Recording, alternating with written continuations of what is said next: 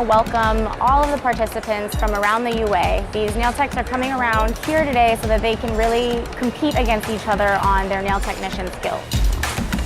Being at a nail competition really helps you improve not only your skill, but your confidence in doing nails, and timing yourself, and gets you a little bit out of just doing nails in the salon every day and gives you a little bit more excitement into your career.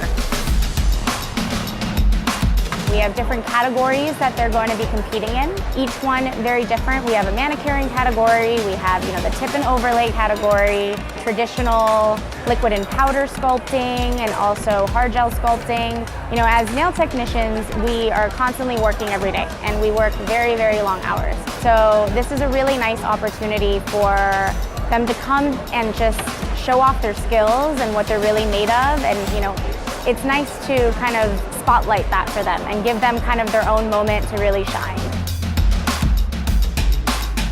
In a competition, it's always good to be involved, put your skills out there, give yourself a little bit of confidence, put your skills to the test and see where you stand. It allows you to step outside and talk to other nail technicians and give yourself a little bit more confidence in everything that you're doing.